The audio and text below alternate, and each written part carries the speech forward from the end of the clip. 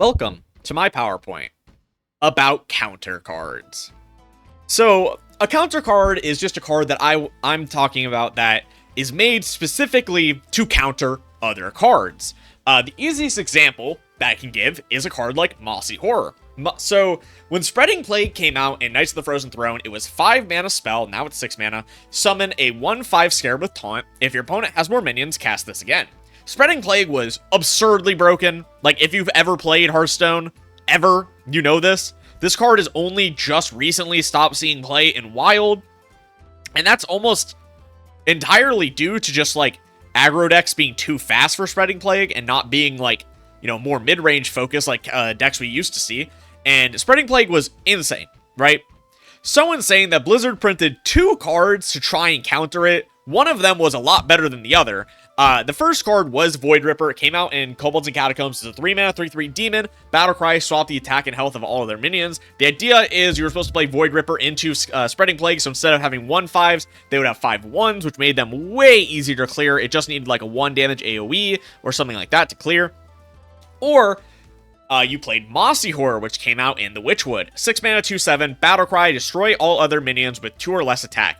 But Mossy Horror saw so much play because of Spreading Plague being a frankly disgusting card, and this is a great example of these counter cards. Is just the fact that, like, hey, Spreading Plague was so strong they had to print 2 cards to try and stop it. Yeah, you can understand like why counter cards need to exist sometimes. Just some cards are just way too good, and Mossy Horror really, fits that bill. Then we have cards like Blood Knight. Giggling Inventor is very similar to Spreading Plague, except instead of only being a druid card, it's a neutral card. 6 mana, 2/1, Battlecry, summon 2 1/2 mechs with Taunt and Divine Shield, so Annoyatrons? Is that what they're called? I don't remember off the top of my head. Giggling Inventor was 5 mana, it was nerfed to 7 mana, and then buffed to 6 mana, like way later. But Giggling Inventor saw play in everything. There were no decks that were not playing Giggling Inventor when it came out. Aggro decks were playing it because they were playing mech aggro, so getting 2 free mechs from your Giggling Inventor was great. Slow decks would play it, combo decks would play it, every deck was playing Giggling Inventor. So, what did you do? You played Blood Knight. 3 mana, 3/3, Battlecry, all minions lose Divine Shield, gain +3/+3 for each shield lost. This is a classic card that's kind of not that great. I mean, sometimes it's good off of Zephyrus, but overall, this card has never really been good aside from this Giggling Inventor meta. And, well, that fits the bill perfectly. A card that doesn't really do anything anywhere else, but specifically just against Giggling Inventor, he was the man. You would get a 3 mana 9/9 just for playing into Giggling Inventor, and it was awesome. Giggling Inventor really did, like, it's crazy that Blood Knight being a 3 mana 9/9 into Giggling Inventor still wasn't enough to hold it back from being such a powerful card. Not every deck could run Blood Knight, only really, like, kind of slower decks could run it. It was just, I don't know. It's hard to quantify, like, in today's game that, like, these kind of tech cards, counter cards could exist, because they kind of don't in today's game. You know, Blizzard doesn't print cards like this anymore. They rarely print cards that are just, like, so hyper-specific in what they do that, like, yeah, maybe they could be countering something really strong, but that just doesn't happen. All of their tech cards nowadays are, like, vague and not even that good. Like, yeah, they'll have things like, Speaker Stomper and Cult Neophyte, and, like, yeah, those are good cards, but, like, they're so broad and they hit all spells for a whole turn, right? And that's why they see play. Rather than something like Blood Knight, which is such a specific niche, like, case for this card, but it was still a good card and saw play. Mean Streets of Gadgetzan. Pirates were broken. They introduced Patches the Pirate, which was a 1 mana 1 with charge that whenever you played a pirate, summon it from your deck for, like, the first time. So what do? Big crab.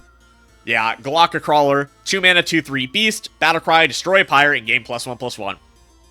This is the epitome of this kind of card, right? Galactic Crawler was great. It did see a lot of play. Even in Wild, this card was seeing some play recently because pirates are so prevalent. After, like, Treasure Distributor came out and stuff, it just was too slow. But before that, right, like in how do I put it? Like in late 2022, early 2023, I was making this card work in my Even Hunter list, top 500 legend. I was playing with Galactic Crawler, and I would queue into like pirate decks, and usually you're unfavored. But because of Galactic Crawler, you just get this big body minion. It's a 2-mana 3/4, destroy a enemy pirate that just bumps minions and lets you sometimes win games into pirate decks. Obviously now there's no, like, this card's just way too slow, even like in like the last meta we had where pirates were so prevalent. Galactic Crawler is just way too slow, but that's also because of cards like Treasure Distributor, which didn't exist at the time. So yeah, I love Galactic Crawler. I have this in Golden. This is like one of the first cards I ever actually crafted in Golden, just because it's awesome. He's the big crab. He eats pirates. It's so much fun. Then we have like some miscellaneous cards. I accidentally skipped a slide. I guess I have to go back for it. Let's 1 second. Sorry, I somehow missed this slide. Well, it's Mojo Master Zi. So Mojo Master Zi came out in an era of Hearthstone where Druid was like not balanced. Not even remotely balanced Druid. So how do I word this?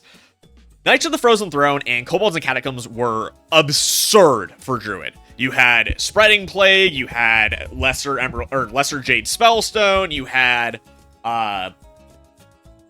Branching Paths, you had I don't remember all the cards off my head. I'm gonna be real with you. You had like Malfurion, you also had Hadronaut. There were so, like, guys, I need you to understand. This like 2 expansion stretch for Druid is some of the most powerful 2 expansions back-to-back we've ever had, ever, in the history of Hearthstone. Ever.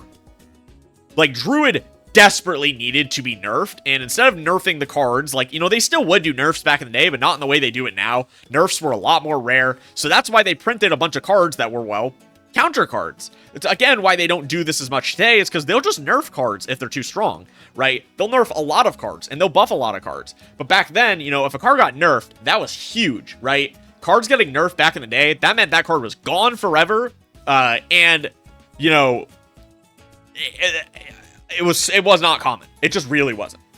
So, we got Mojo Master Zi. 6 mana 5/5, Battlecry, set each player to 5 mana crystals. So, effectively, it would set them to 6, which was a big deal, because, well, when you're playing against Druid, your turn 6 would be their 10 mana turn, almost always. So, you would just say, fuck you, Druid, you didn't ramp this game. Get fucked. And, good.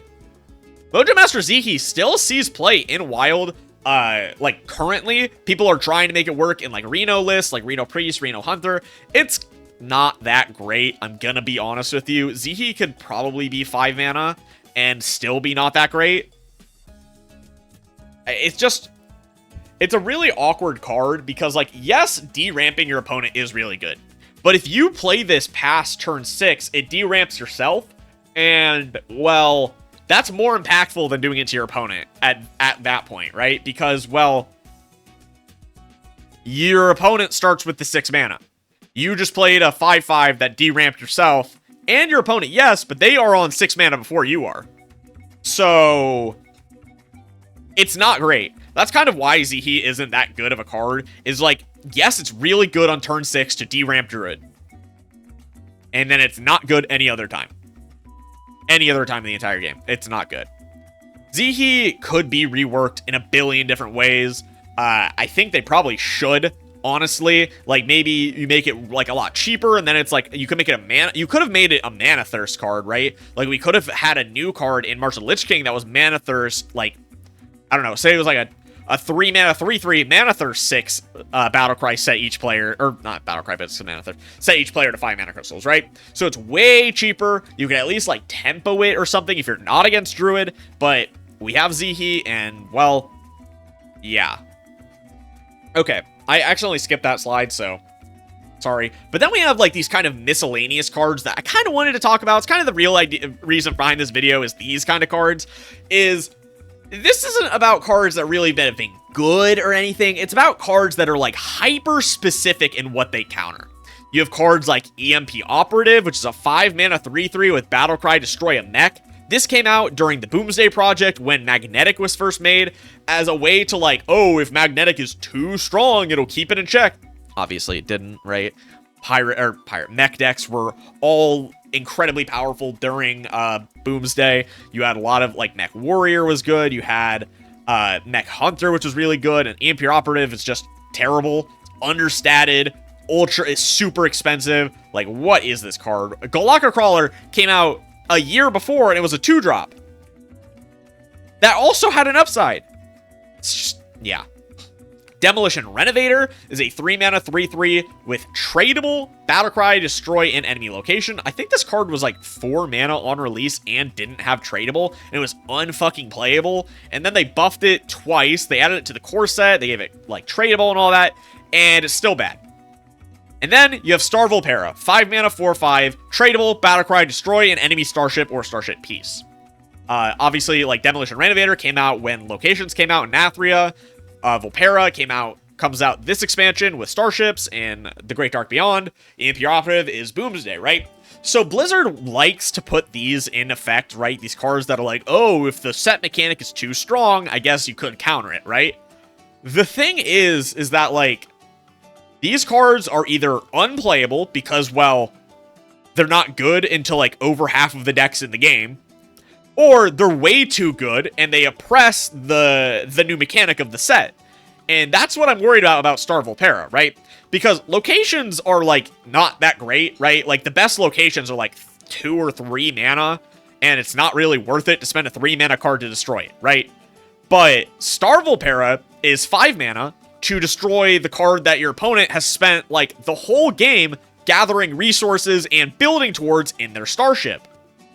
So if starships are, like, good enough to see play, Star Volpera might be good enough to see play. And if Star Volpera is good enough to see play, then that means that any of the slower starships, like Warlock, Demon Hunter, or I guess kind of Druid, I say those ones specifically because they are definitely the ones that get impacted by Star Volpera the most, get fucked. They just do. Hunter can be affected by, and Death Knight can be affected by Star Volpera. Do not get me wrong. The thing is those have death rattles. So getting destroyed by Star Volpera isn't that big of a deal. Yeah, it sucks, right? But it's not that big of a deal. Especially when you consider that both of them, Death Knight and Hunter, have access to Yelling Yodeler. So you play it on 9 mana, and you just combine them together. Hunter will deal like 40 damage to random enemies, and Death Knight will summon a bunch of 10 drops, like a lot of 10 drops. I think they summoned 4 10 drops, and that's nothing to scoff at, right? If you play them on like a big combo turn, that's nothing to scoff at. Until you factor in Reno Lone Ranger just hard countering the fucking Death Knight one, but you know, we're not going to talk about that. So that's why cards like this are really weird. They're so feast and famine, where it's like the set mechanic has to be strong enough for these cards to see play. And if these cards see play, well, that's not fun. I don't want my entire fucking set mechanic to be unplayable because of these cards. So it's like a catch-22, right? Like, these cards are terrible until they're not, and when they're not terrible, they're not fun to play against. So it's like, why even add these cards? It's weird, right? These, like, hyper-specific tech cards, I don't like them. Like, it's so, oops, I hit my mic. It's so different than all the other kind of hyper-specific tech cards that are in this video, because those are, like targeting specific cards, right? Like, Mossy Horror targets Galaka Crawler, or not Galaka, what the fuck, Galaka Crawler? It targets Spreading Plague. Galaka Crawler targets Patches the Pirate. These target the entire mechanic of an entire set. Where's the fun in that, right? Really? That's why I'm, like really. But yeah, that's going to be it for me. If you guys enjoyed, make sure to like, comment, and subscribe. Tell me anything down below. Have you played with any of these cards? Do you remember the metas where these cards, you know, well, not all these cards, but some of these cards did see play? And how prevalent were they? Because I'm going to be real with you, I vaguely remember Zi being a real playable card, but I kind of don't think it was that good. I think it was more like just a tech card if you're playing in, like, Conquest formats, but I don't think it was that good on ladder.